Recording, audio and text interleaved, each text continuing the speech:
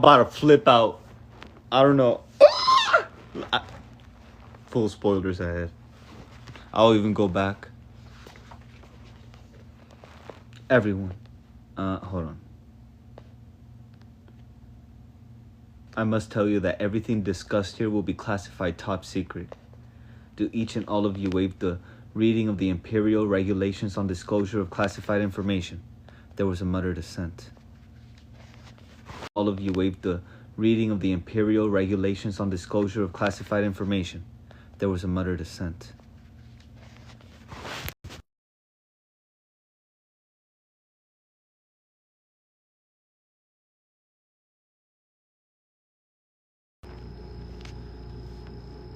The cheery mood of the group had vanished, suddenly vanished. Any dissents? Let the record. The cheery mood of the group had vanished, suddenly vanished. Any dissents? Let the record. The cheery mood of the group had vanished, suddenly vanished. Any dissents? Let the record. Let's continue. Any dissents? Let the record show there were none. Dr. Horvath, I am given to understand that 3 hours ago you discovered that the miniatures are highly trained. Animals capable of technical work performed under command. Is that correct? Full spoilers for the God in Mote. Yes, certainly. It was quite a surprise. I can tell you. The implications are enormous. If we can learn to direct them, they would be fabulous additions to our capabilities. Rod nodded absently. Is there any chance that we could have known that earlier? Did anyone know it? Anyone at all? We could have known that earlier. Did anyone know it? Anyone at all?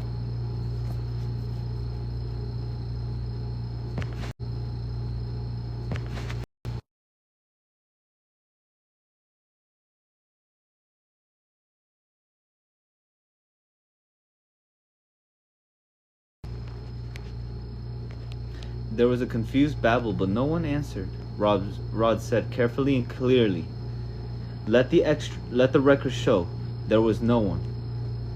What is this record you keep speaking of? Horvath demanded, and why are you concerned about it? Dr. Horvath, this conversation will be recorded and duly witnessed because it may be evidence in a court-martial, quite possibly mine. Is that clear enough? Holy shit! Oh shit! He thinks he's gonna be court-martialed! Oh fuck!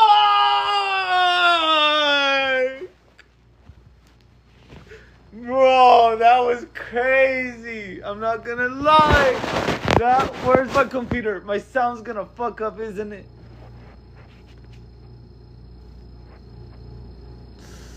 Oh my gosh.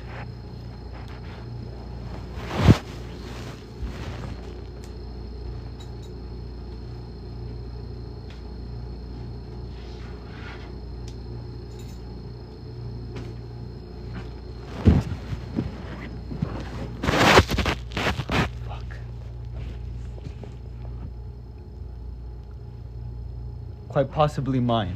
Is that clear enough? What? Good heavens, Sally gasped. Court-martialed? You? Why? Shut up, Sally. The charge would be high treason, Rod said. No, I'm kidding. I understand. I see most of my officers aren't surprised. My lady, gentlemen, we have strict orders from the Viceroy himself to do nothing to compromise any imperial military technology, and in particular to protect the Langston Field and Alderson Drive from Mote inspection. In the past weeks, animals capable of learning that technology and quite possibly of passing it on to other Motes have roamed my ship at will. Now, do you understand? I see. Horvath showed no signs of alarm, but his face grew thoughtful. And you have secured this room? Do you really believe the miniatures can understand what we say? Rod shrugged. I think, if possible, they can memorize conversations and repeat them. But are the miniatures still alive? Kelly? Sir, There haven't been any signs of them for weeks. No raids on food stores. Ferrets haven't turned up a thing, but a bloody lot of mice. I think the beasties are dead, Captain. Blaine rubbed his nose, then quickly drew his hand away. Have you ever heard of brownies aboard this ship? Kelly's face showed no surprise. In fact, it showed nothing. Brownies, Captain? Rod, have you lost your mind? Sally blurted. He lost his mind, bro. Everyone was looking at her, and some of them didn't seem friendly. Oh boy, she thought. I've stuck my foot in it. Some of them know what he's talking about. Oh boy. I said brownies, Gunner. Have you ever heard of them? Well, not officially, Captain. I will say some of the spacers seem lately to believe in the little people. Couldn't see any harm in it myself. But Kelly looked confused. He had heard of this and he hadn't reported it. And now the captain, his captain, might be in trouble over it. Hold on.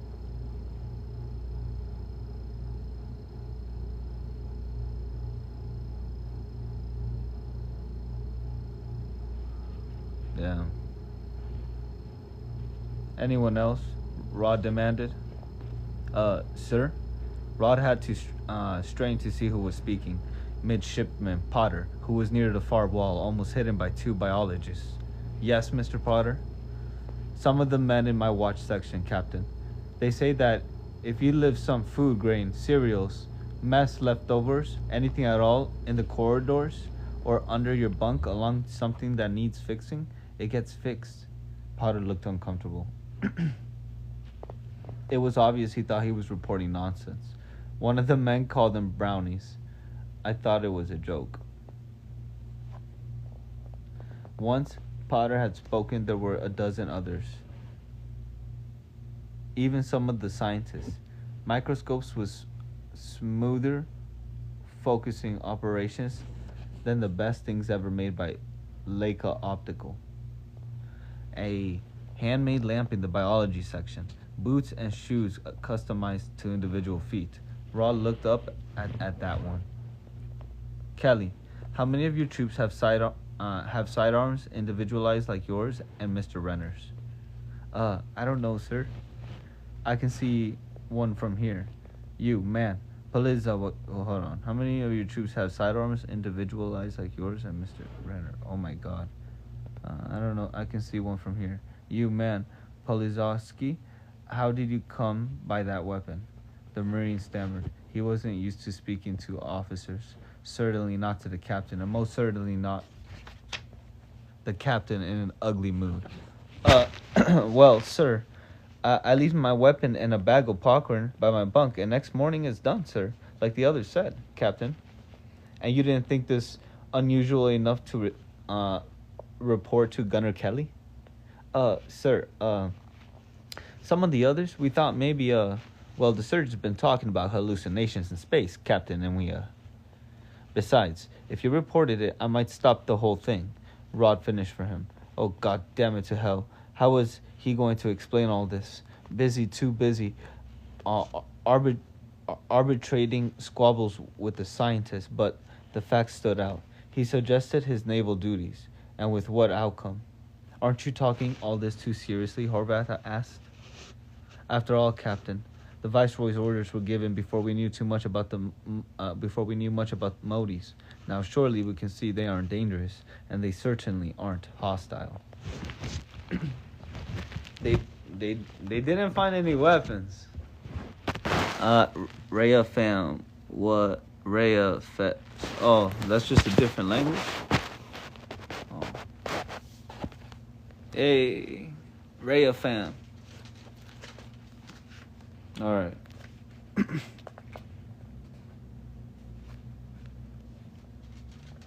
Are you suggesting, Doctor, that we put ourselves in a position of countermanding an imperial directive? Horvath looked amused. His grin spread slowly across his face. Oh no, he said.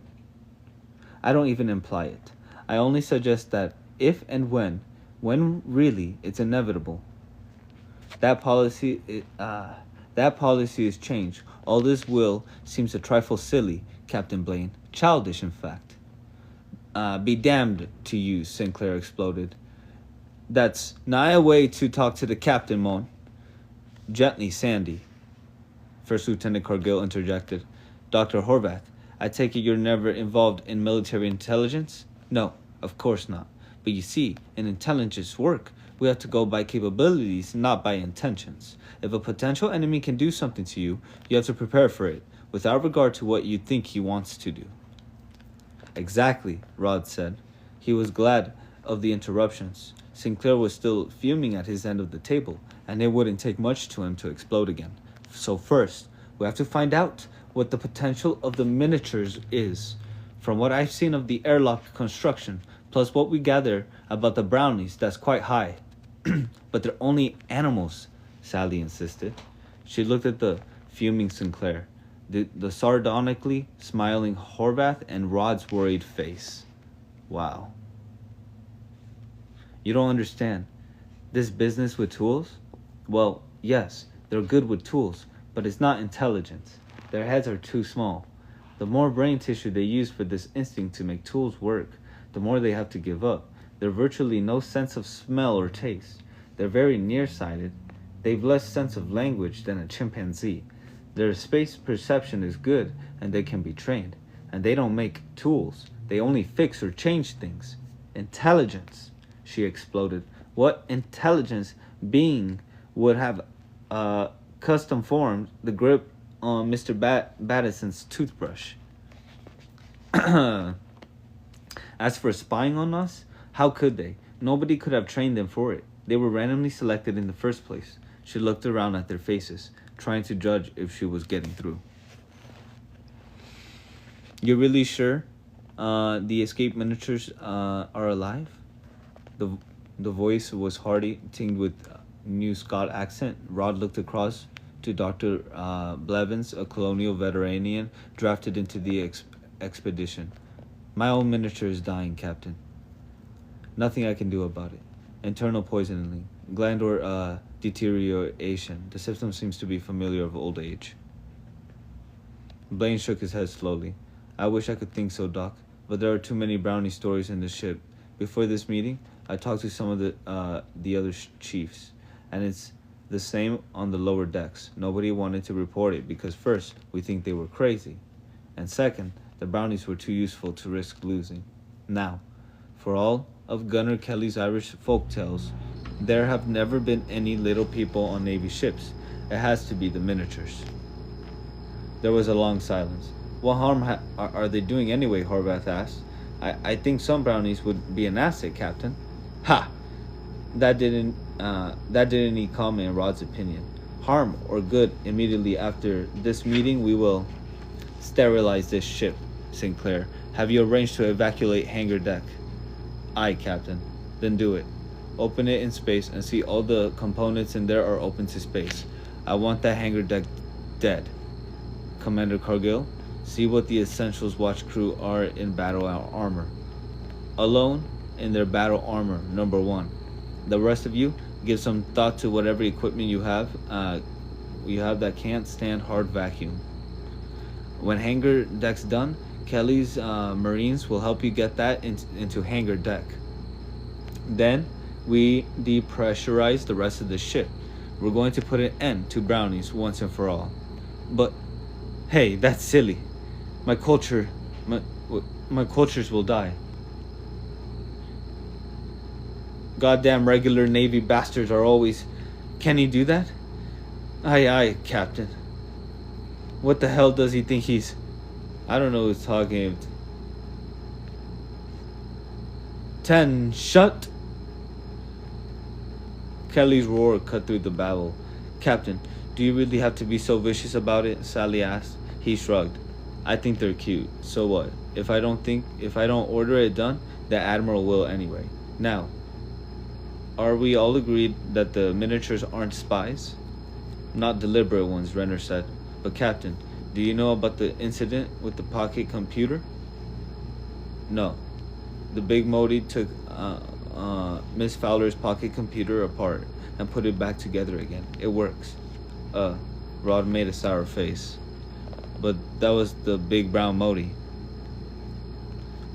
which can talk to the little Motes. It made the miniatures give Mr. Barry his watch, Renner said. I've got the crew alerted, Captain, Cargill reported. He was standing by the wardroom intercom. I didn't tell anyone anything. The crew thinks it's a drill. Good thinking, Jack. Seriously, everyone, what's the objection to killing off these vermin? The big Mote did the same thing, and if, as you say, they're only animals, there must be plenty more of them. We won't be upsetting the big Motes one way, will we? Well, no, says Sally, but Rod shook his head decisively. There are plenty of reasons for killing them, and I haven't heard any for keeping them around. We can take that as settled then. Oh my gosh. Is this gonna kill them, I guess? Horvath shook his head. But it's also drastic, Captain. Just what do you think we're protecting?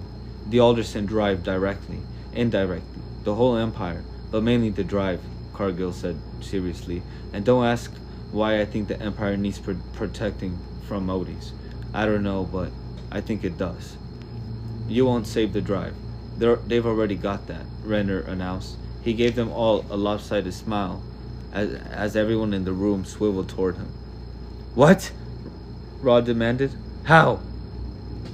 Who's the bloody traitor? Sinclair demanded. Name the scum. Whoa, hold it. Stop already, Renner insisted. They already had the drive, Captain. I only learned an hour ago. It's all recorded. Let me show you. He stood and went to the big screen. Images flashed across it until Renner found the place he wanted. He turned to the watchful group. It's nice to be the center of attention. Renner cut off at the sight of Rod's glare. This is a conversation between my Mote and myself. I'll use split screen to show you both sides of it. He touched the controls and the screen sprang to life. Renner on MacArthur's bridge, his fiunk in the Mote embassy ship. Renner found it at high speed until he found precisely what he wanted. You might have come from anywhere, said Renner's Mote. Though it seems more likely that you came from a nearby star. Such as, well, I can point to it. Stellar images showed on a screen behind the Mote. Screens within screens. She pointed up with the upper right arm. The star was New Caledonia. We know that you have an instantaneous drive because of where you appeared. Renner's image sat forward. Where we appeared? Yes. You appeared precisely in the... Renner's Mote seemed to search for a word. Visibly she gave up. Renner, I must tell you of a creature of legend. Say on. Creature of legend? It's about to get corny. Renner's image dialed for coffee. Coffee and stories, they went together. We will call him Crazy Eddie, if you like. He is like me, sometimes, and he is a brown, an idiot, savant, tinker. Sometimes. Always he does the wrong things for excellent reasons. He does the same things over and over, and they always bring disaster, and he never learns. There were small sounds of whispering in MacArthur's wardroom, Renner's image said. For instance.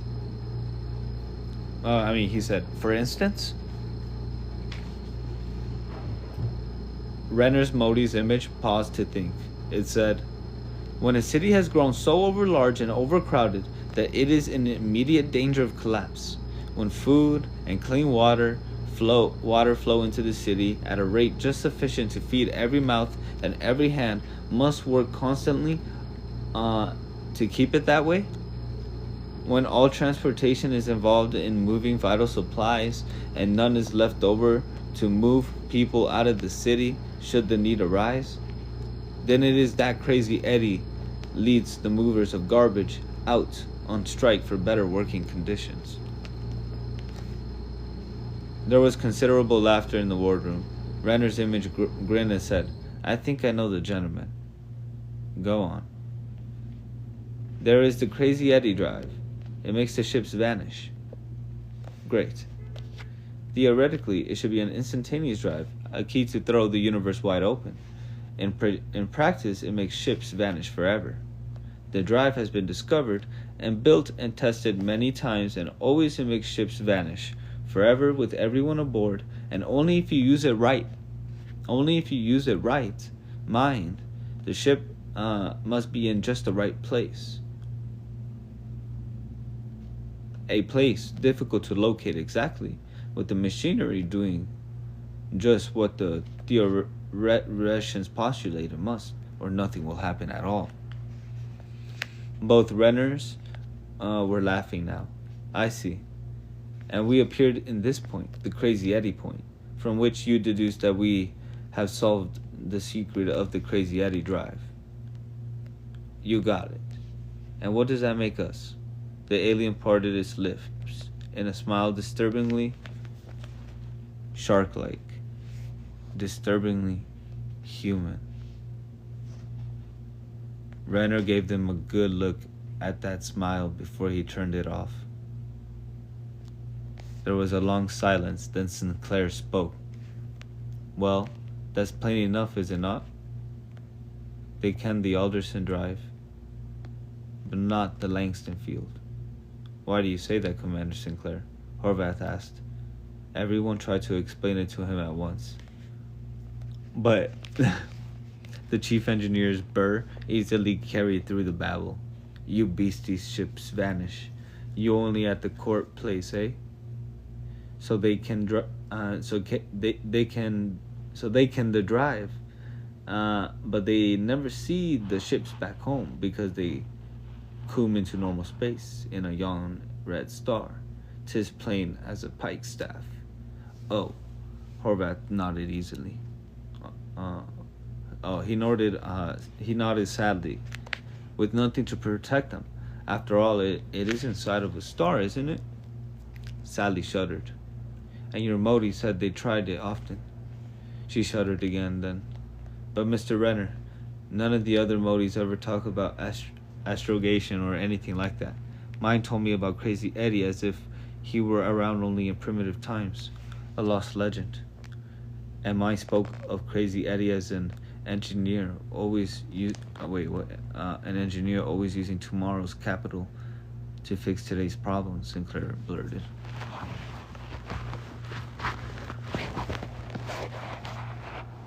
Anyone else? Rod prompted. Well, Chaplain David Hardy looked embarrassed. His plump face was almost beet red. My Mote says Crazy Eddie founds religions. Weird, very logical and singularity inappropriate religions. Enough, Rod protested. I seem to be the only one whose Mote has never mentioned Crazy Eddie. He looked thoughtful. Oh shit, dude. This is crazy. We can all agree that the Motes do have the drive, but not the field. They all nodded. Horvath scratched his ear for a moment, then said, Now that I remembered the history of Langston's discovery, it's no surprise that the Motes don't have the field. I'm amazed they have the drive itself, although its principles can be deduced from astrophysical research. The field, though, was a purely accidental invention. Given they know it exists, then what? Rod asked. Then, I don't know, Horvath said. There was complete silence in the room, an ominous silence. Finally, the bubble burst. Sally was laughing. You all look so deadly serious, she protested. Suppose they have both drive and field. There's only the one planet full of Motes. They aren't hostile, but even if they were, do you really think they would be a threat to the Empire? Captain, what could Lenin do to the Mote planet right now all by itself if Admiral Kutuzov gave the order? The tension broke. Everyone smiled. She was right, of course. The Motes didn't even have warships. They didn't have the field, and if they invented it, how would they learn space war tactics? For peaceful Motes, what challenge could they be to the Empire of Man? Everyone except Cargill, he wasn't smiling at all, as he said quite seriously, I just don't know, my lady. And I really wish I did.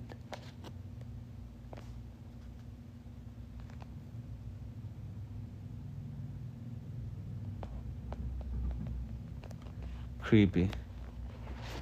Let me get like some water, bro. Damn. Oh shit! I don't know what's gonna happen. Why did the Mote smile like a human? Like he said. What did he say? That shit was crazy. He said that his Mote. Look, that was. He said the alien parted his lips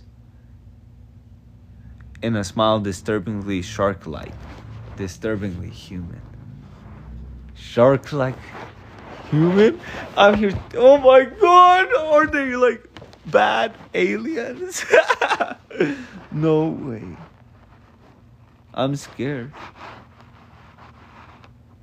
Damn. He said, theoretically, it should be an instantaneous drive, a key to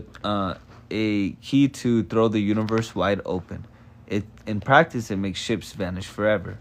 The drive has been discovered and built and tested many times, and always it makes ships vanish forever with everyone aboard, but only if you use the right mind. The ship must be in just the right place, a place difficult to locate exactly, with the machinery doing just what the theoreticians postulate it must, or nothing will happen at all. Both runners were laughing now. I see. And we appeared in this point, the Crazy Eddie point, from which you deduced that we have solved the secret of the Crazy Eddie drive. You got it. And what does that make us?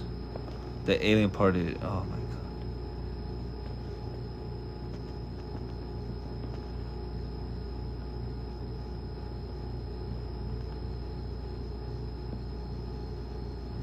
That's weird. That's creepy. And he didn't. I don't know. They turned off the fucking TV. So I don't know what he said.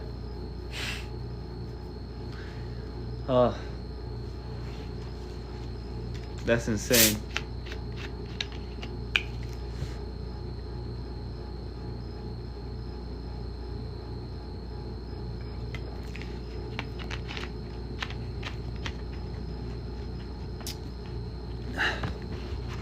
First contact story. Okay. Interesting. They're fucking smart though. Where were we? Okay. Horace Berry was not invited to the conference, although he knew of it. Now, while it was still going on, a Marine guard came to his cabinet politely, but very firmly, ushered him out of it. The guard would not anywhere.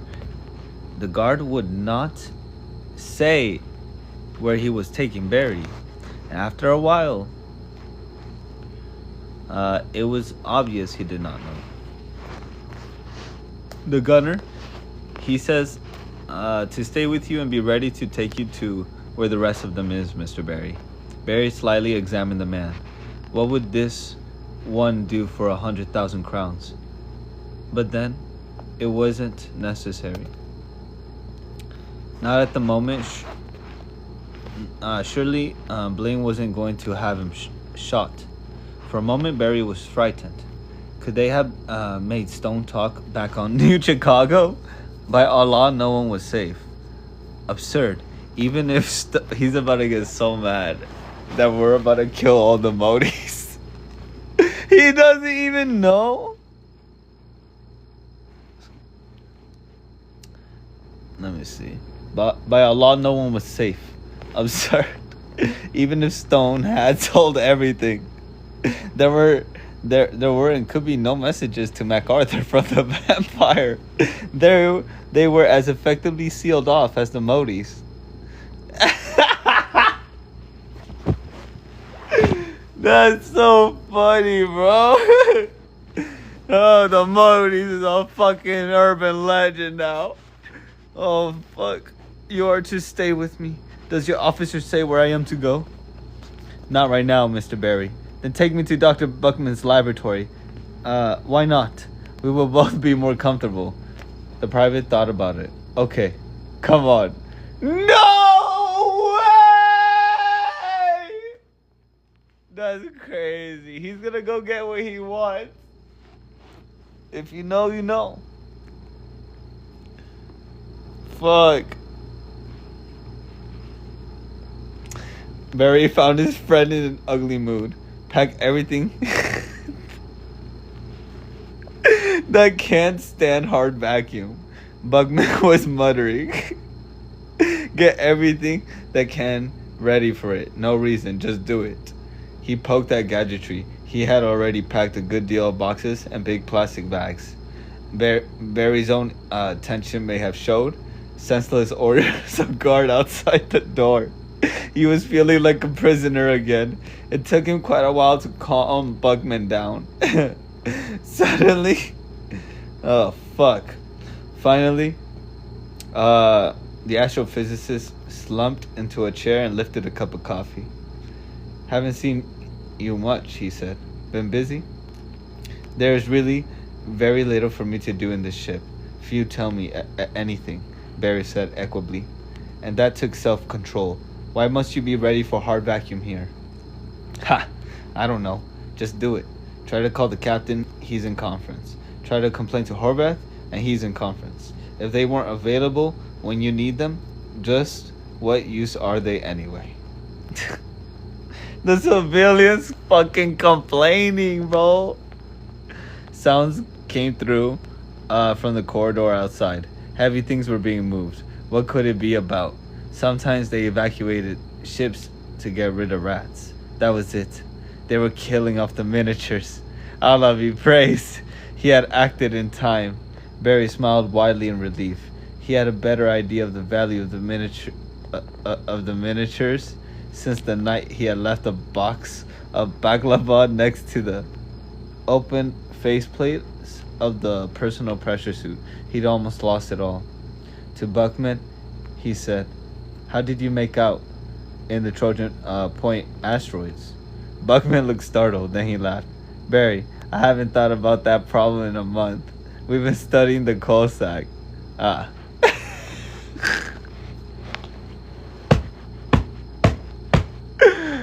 Fuck! He said, ah. No way, bro. Oh, fuck. What's going on? That's so funny.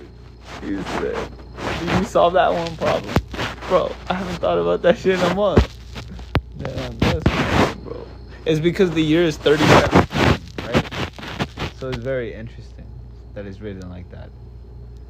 And the book was written in 1974. We found a mass in there, probably a protostar, and an infrared source. The flow patterns in the coal sack are fantastic, as if the gas and dust were viscous. Of course, it's the magnetic fields that make it act like that. We're learning wonderful things about the dynamics of a dust cloud. When I think of the time I wasted on those Trojan giant rocks, when the whole problem was so trivial. Well, go on, Buckman. Don't leave me hanging. Oh, I'll show you. Buckman went to the intercom and read out a string of numbers. Nothing happened. That's funny. Some idiot must have put a restricted on it. Buckman closed his eyes, recited another string of numbers. Photographs appeared on the screen. Ah, there.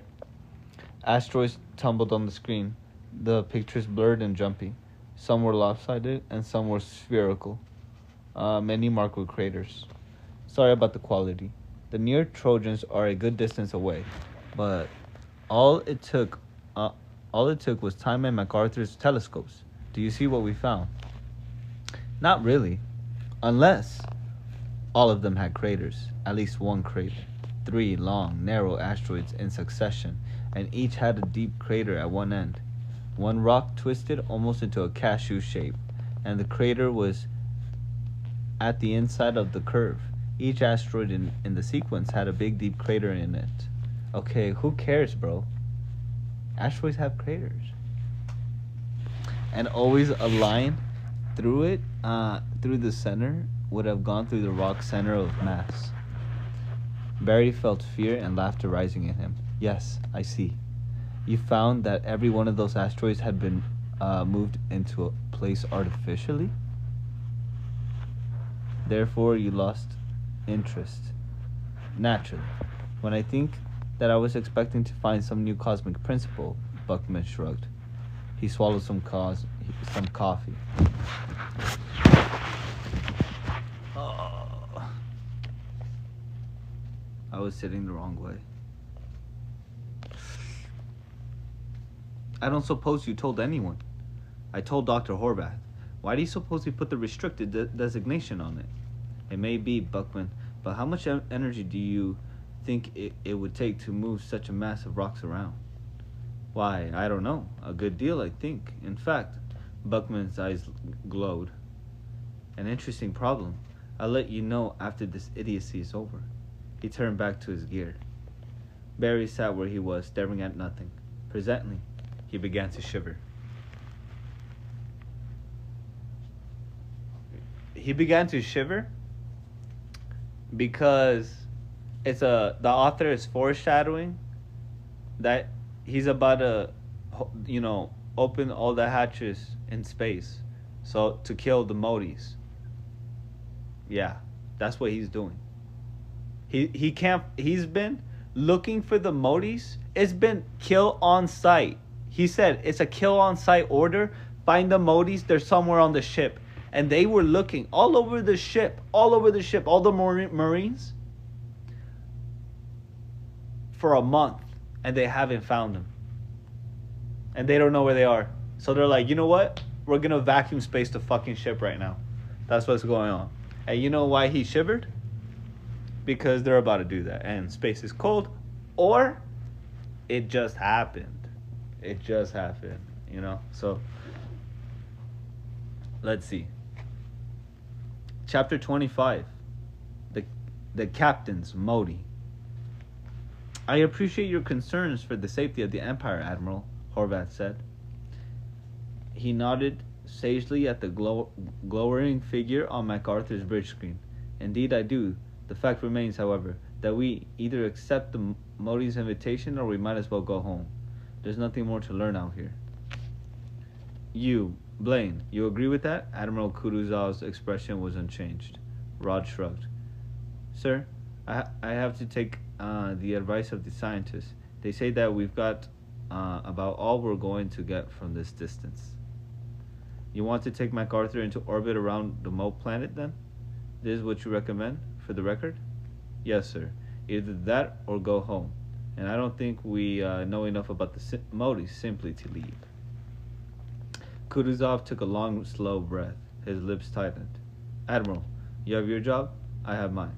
Horvath reminded him. It's all very well to protect the Empire against whatever improbable threat the Motes pose, but I must exploit what we can learn about the Mote science and technology. That, I assure you, isn't trivial.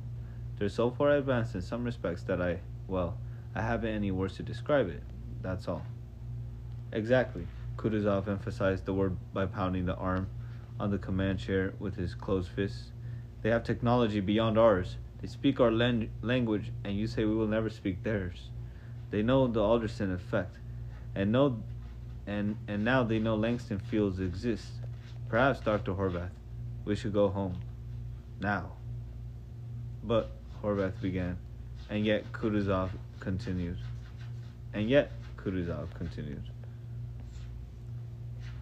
I would not like to fight war with these Motes without knowing more about them. What are planetary defense? Who governs Motes? I notice for all your work you cannot answer that question.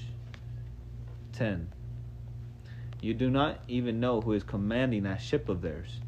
True, Horvath nodded vigorously. It's a very strange situation. Sometimes I honestly think they don't have a commander, but on the other hand, they do seem to refer back to their ship for instructions sometimes, and then there's the sex matter. You play games with me, Doctor? No, Horvath said with irritation. It's quite straightforward. All of the brown and whites have been female since their arrival. In addition, The brown female has become pregnant and has given birth to a brown and white pup. Now it's a male. I know of sex changes in aliens. Perhaps one brown and white was male until shortly after embassy ships arrived. We thought of that, but it seems more likely that the brown and whites have been breeding because of population pressure. They all stay female. They may even be mules, since a brown is mother of one. Weird. Crossbreed between the brown and something else? That would point to a something else aboard the embassy ship. They got an admiral aboard their ship. Kutuzov said positively. Just as we do. I knew it. What do you tell them when they ask of me? Rod heard a snort behind him and guessed that Kevin Renner was strangling. As little as possible, sir. But Rod said, what? Oh, that's Rod, okay. Rod heard a snort behind him and guessed that Kevin Renner was strangling. As little as possible, sir, Rod said. Only that we're subject to order from Lenin. I don't think they know your name or if there's one man or a council aboard.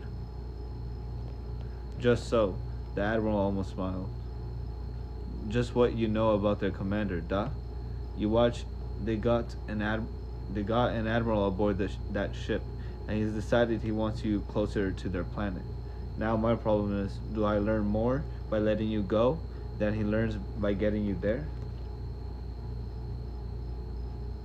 Horvath turned away from the screen and sent a pleading look to heaven, its wonders, and all the saints. How could he deal with a man like that?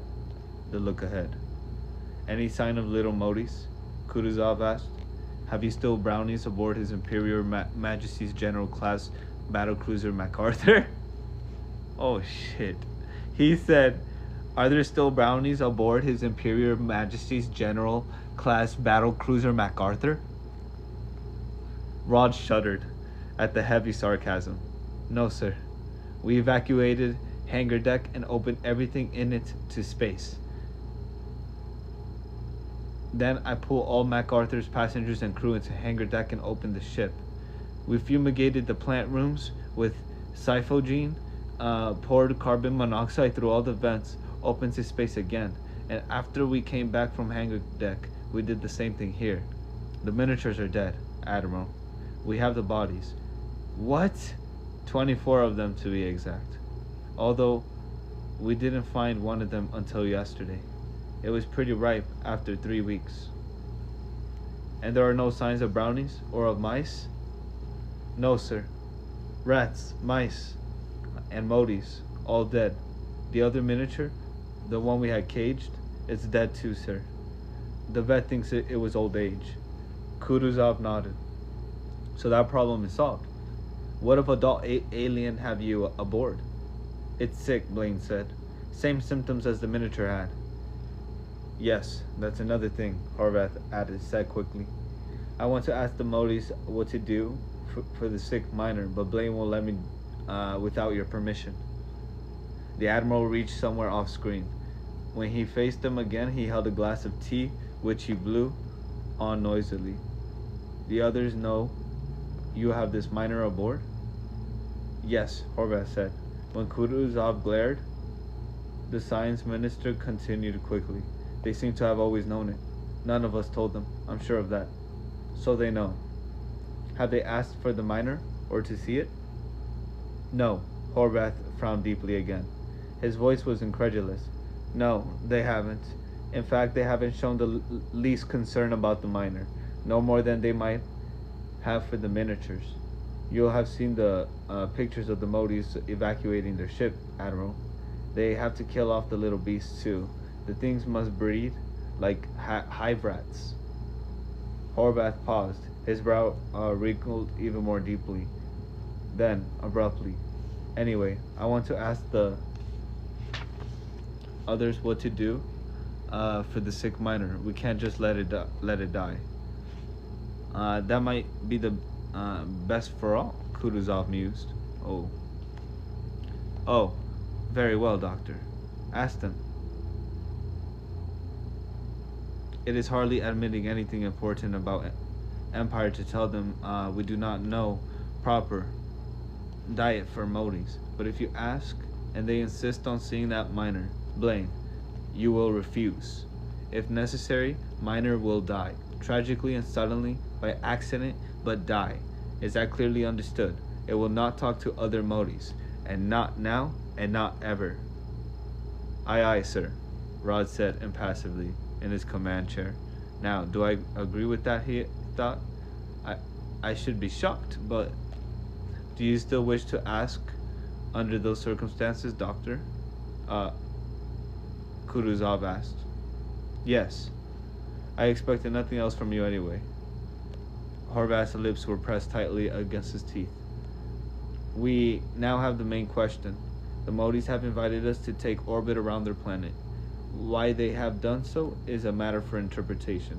I think it is because they genuinely want to develop trade and diplomatic relations with us.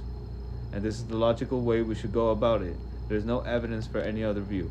You, of course, have your own theories. Kutuzov laughed. He's Russian. I don't know how Russians laugh. It was a deep, hearty laugh. Actually, Doctor, I may believe same as you. What has that to do with anything? It is my task to keep the Empire safe. What I believe has no importance. The Admiral stared coldly into the screens. Very well, Captain. I give you direction to act in this situation. However, you will first arm torpedo destruct systems for your ship. You understand that, MacArthur? Cannot be allowed to fall into Mote hands. Yes, sir. Very well. You may go, Captain. We will follow in Lenin. You will transmit records of all information you obtain every hour. And you understand that if there is a threat to your ship, I will not attempt to rescue you if there is any possibility of danger to Lenin. That, my first duty is to return with information including, if this is so, how you were killed. The Admiral turned, what? We will follow in Lenin. You will transmit records of all information you obtain every hour. And you understand that if there is a threat to your ship, I will not attempt to rescue you if there is any possibility of danger in Lenin. That my first duty is to return with information including, if this is so, how you were killed. The Admiral turned so that he gazed directly at Horvath. Well, Doctor, do you still want to go to Mote Prime? Of course. Kutuzov shrugged.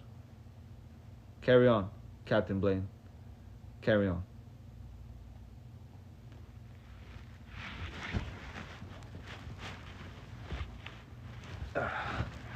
Oh, wow.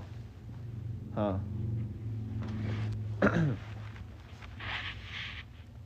MacArthur's towboats had retrieved an oil drum-shaped cylinder half the size of the Mote embassy ship. It was very simple. A hard, thick shell of some foam material, heavy with liquid hydrogen, spinning slowly, with a bleeder valve at the axis. Now it was strapped to the embassy ship aft the toroidal living spaces. The slender spine meant to guide the plasma flow for the fusion drive had been altered too. Wait. Hold on.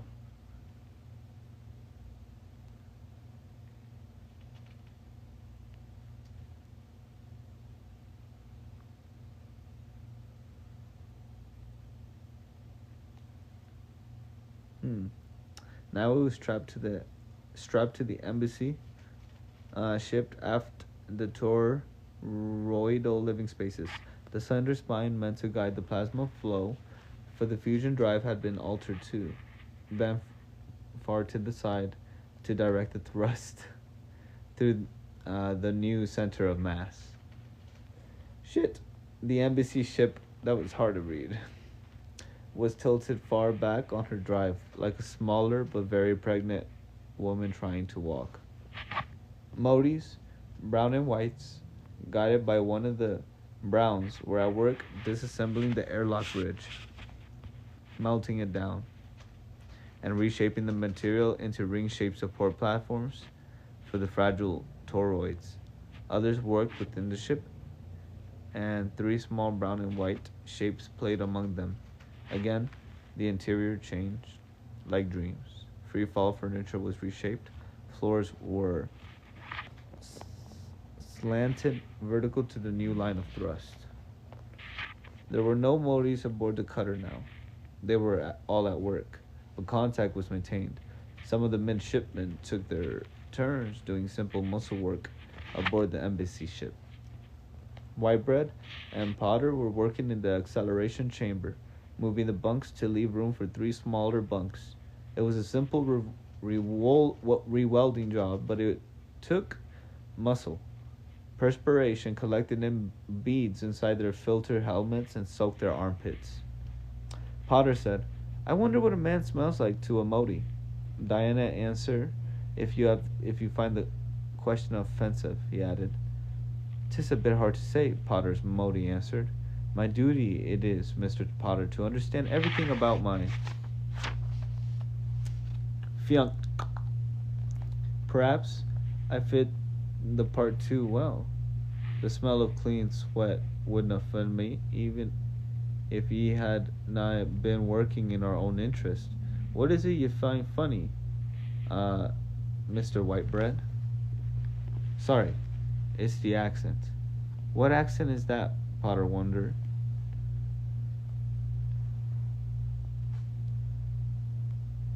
Whitebread's Mote burst out laughing.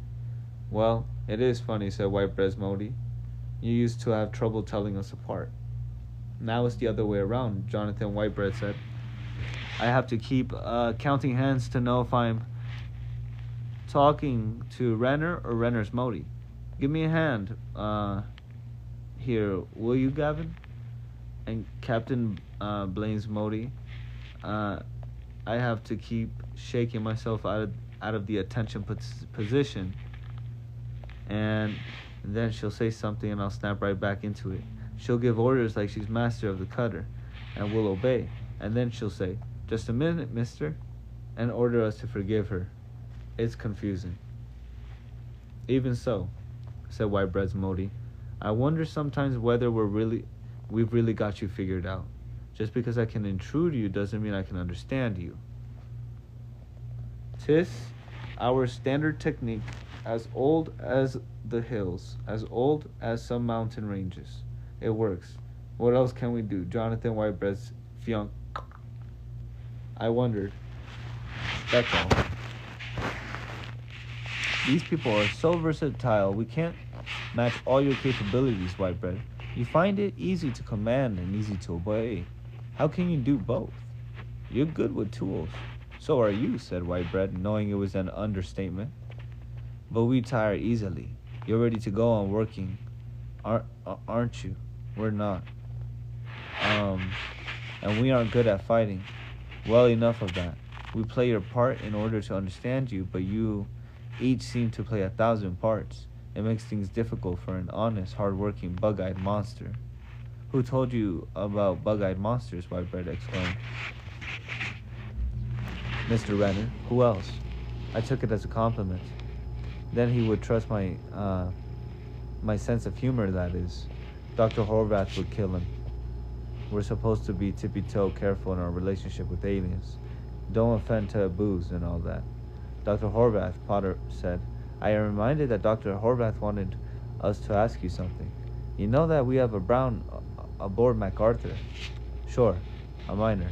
Her ship visited MacArthur, then came home empty. It was pretty obvious she stayed with you." "She's sick," Potter said. "She has been growing worse. Dr. Blevins says it was the marks of a dietary disease, but he has not been able to help her. Have you any idea what it is that she might lack?" Whitebread thought he knew why Horvath had not asked his Mote about the Brown. If the Motes demanded to see the miner, they must be refused on orders from the admiral himself. Dr. Horvath thought the order was stupid. He would never be able to defend it. Whitebread and Potter were not called upon to try. Orders were orders. When the Motes did not answer at once, Jonathan said, between them, the biologists have tried a lot of things. New foods, analysis of the Brown's digestive fluids, x-rays for tumor. They even changed the atmosphere in her cabin to match the Mote Prime atmosphere. Nothing works. She's unhappy. She whines.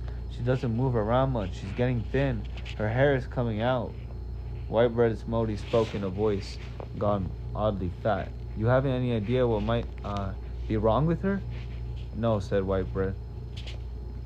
It was strange and uncomfortable, the way the Motes were looking at them. They seemed identical now, floating, half crouched, anchored by handholds, identical pose, identical markings, identical faint smiles. Their individual identities didn't show now. Perhaps it was all a pose. We'll get you some food, Potter's Mote said suddenly. You may have guessed right. It may be her diet. Both Motes left. Presently, Whitebread's Mote returned with a pressure bag that contained grain and plum-sized fruits with a chunk of red meat. Boil the meat, soak the grain, and give her the fruit raw, she said. And test the ionization of the cabin air. She ushered them out. This is getting interesting. Interesting. Okay.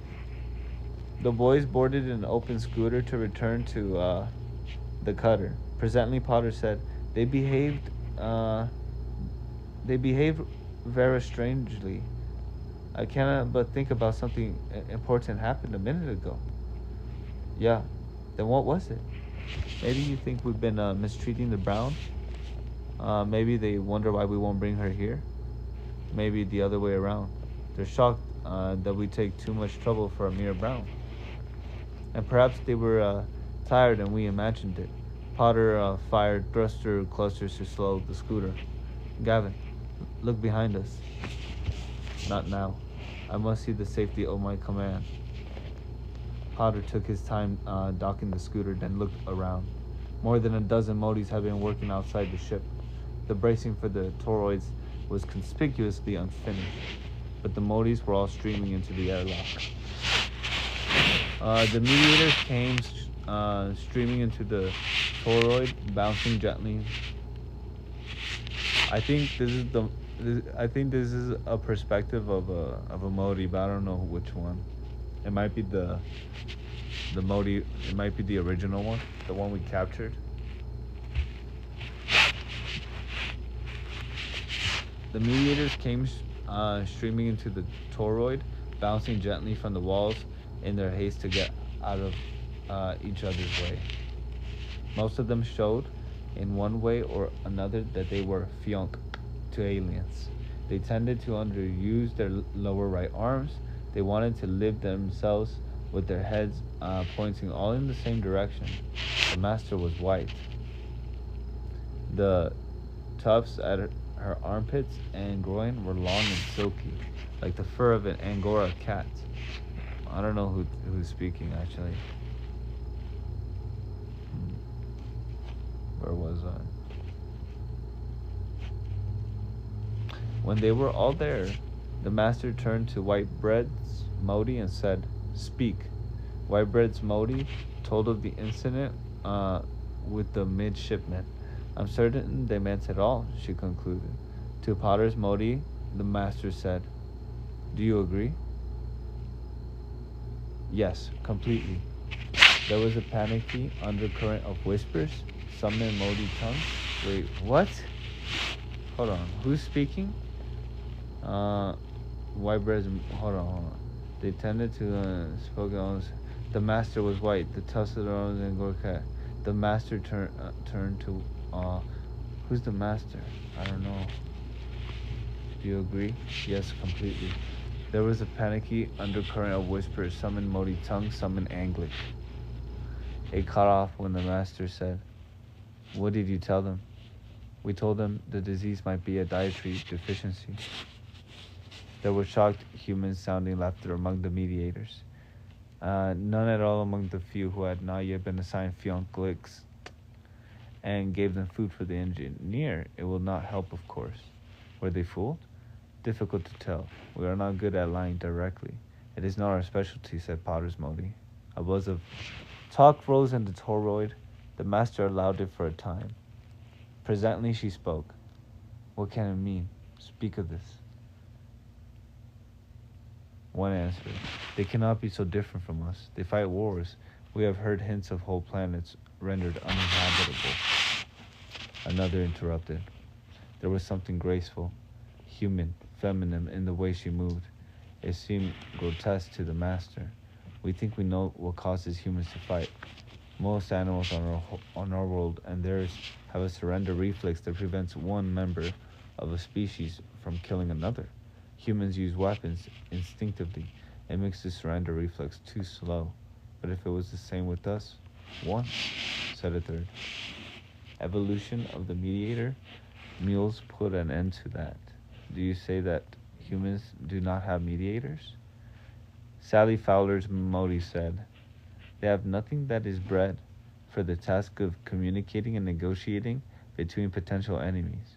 They are amateurs at everything, second best at everything they do. Amateurs do their negotiating. When negotiations break down, they fight. That's crazy. They are amateurs at playing master too, one said. Nervously, she stroked the center of her face.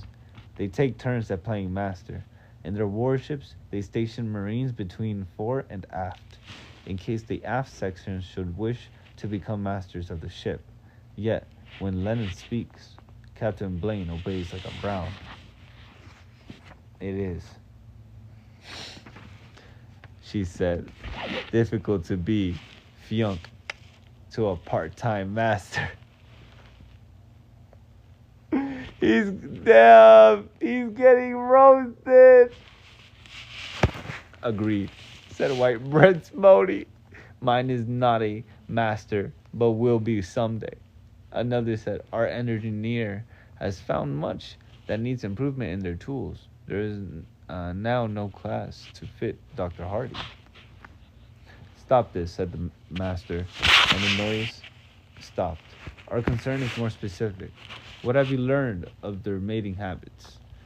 They do not speak of this to us. Learning will be difficult. There seems to be only one female aboard. One female? To the best that we can learn. Are the rest neuters or are most neuters? It should seem that they are not. Yet the female is not pregnant. Has not been pregnant at any time since their arrival. It says our arrival. Okay. I think they're somewhere. This is crazy. Fuck. My life needs to, it's about to end. Alright then. Yeah. It looks like there's like a secret Mote meeting.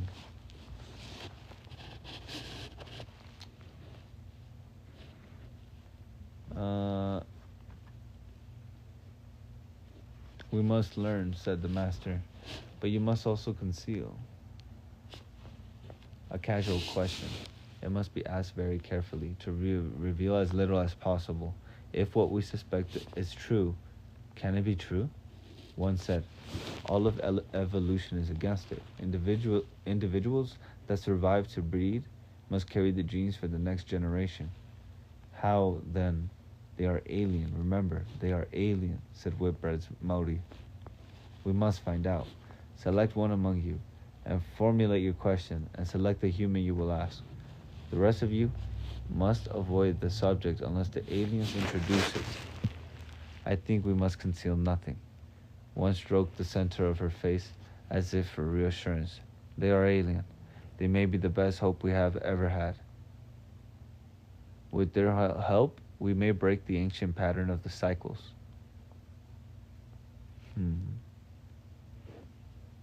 Please, don't let that sound... That sounds... A little gay, but we'll see. The master showed her surprise. You will conceal the crucial difference between man and ourselves. They will not learn of it. I say we must not, cried the other. Listen to me. They have their own ways. They solve problems always. The others converged on her. No, listen. You must listen. Crazy Eddie, said the master, said wondering. Confine her in comfort. We will need her knowledge. No other must be assigned to her fianc, since the strain has driven her mad.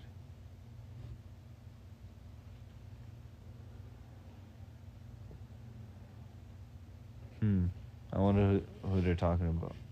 And then we're switching to Blaine's perspective. Blaine let the clutter lead MacArthur to Mote Prime as .780G. He was acutely aware that MacArthur was an alien warship capable of devastating half the Mote planet, and did not like to think of what weaponry might be trained on her by uneasy Motes. He wanted the embassy ship to arrive first, not that it would really help, but it might. The cutter almost empty now. The scientific personnel were living and working aboard MacArthur, reading endless data into the computer banks, cross-checking and codifying and reporting their findings to the captain for transmission to Lennon. They could have reported directly, of course, but there are many privileges to rank. MacArthur's dinner parties and bridge games tended to become discussion groups. Everyone was concerned about the brown miner. She became steadily worse, eating as little of the food provided by the Motes as she had of MacArthur's provisions. It was frustrating, and Dr. Belvins tried endless tests with no results. The miniatures had waxed fat and fecund while loose aboard MacArthur, and Blevins wondered if they had been eating something unexpected, like missile propellant or the insulation from cables. He offered her a variety of unlikely substances, but the Brown's eyesight grew dim. Her fur came out in patches, and she howled. One day she stopped eating. The next, she was dead.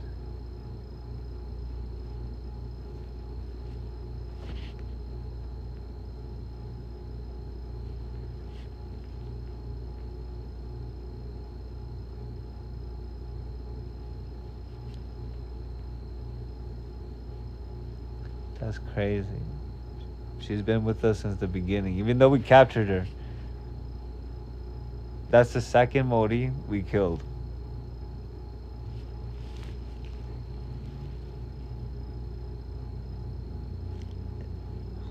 Fuck, that sucks, bro. That was sad. That was sad.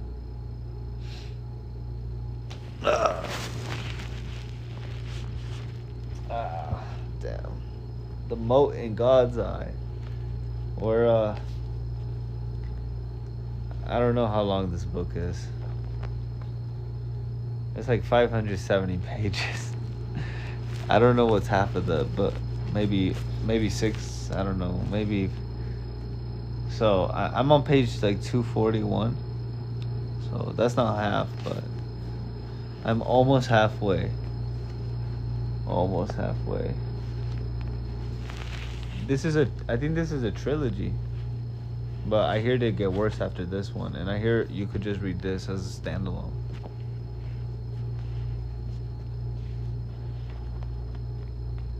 This book is crazy, but 200 pages of just investigating this ship. This is crazy. Dracula is better. I like Dracula more.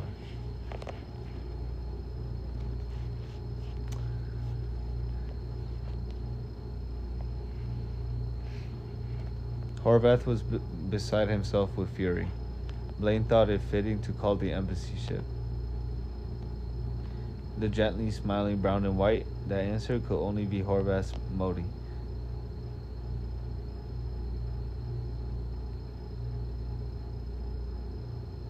although Blaine would have been hard-pressed to say how he knew. Is my fiancé available? Rod asked. Horvath's Mote made him uncomfortable. I'm afraid not, Captain. All right. I called to report that the Brown we had aboard the ship is dead. I don't know how much it meant to you, but we did our best. The entire scientific staff of MacArthur tried to cure her. I'm sure of that, Captain. It doesn't matter. May we have the body? Rod considered it a moment. I'm afraid not. He couldn't guess what the Motes could learn from the corpse of an alien that had never communicated when alive. But perhaps he was learning from Kutuzov. Could there have been a micro-tattooing below the fur? And why weren't the Motes more concerned about the Brown? There was something he certainly couldn't ask. But best to be thankful they weren't upset. Give my regards to my fiancée. I have bad news also, said Horvath's Mote. Captain, you no longer have a fiancée. She has gone mad. What? Rod was more shocked than he would have believed. Mad? Why? How? Captain, I don't imagine you can grasp what a strain it has been for her. There are Motes who give orders and there are Motes who make and fix tools. We are neither. We communicate. We can identify with the giver of orders, and it is no strain, but an alien giver of orders. It was too much. She, how shall I put it? Mutiny. Your word is mutiny. We have none. She is safe under confinement, but it is best for her that she does not speak with aliens again. Thank you, Rod said. He watched gently smiling image fade from the screen and did nothing more for 5 minutes. Finally, he sighed and began dictating reports for Lennon. He worked alone, and it was as if he had lost a part of himself and was waiting for it to come back. That's sad. Part 3. Meet Crazy Eddie.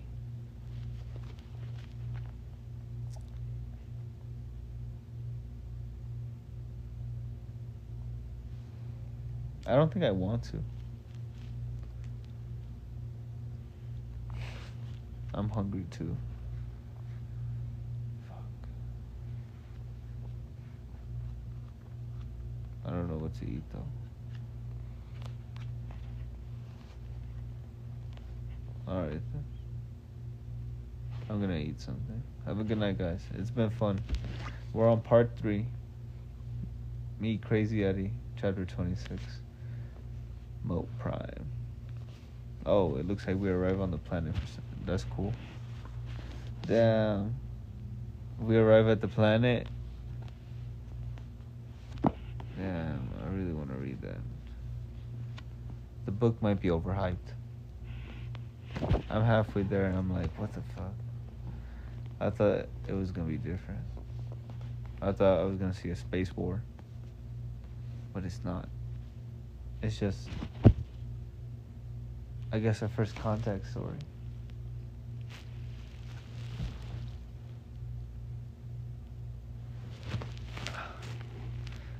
The only space war books I've ever read was Star Wars. Alright, catch you guys later. Thank you for coming. Have a good night.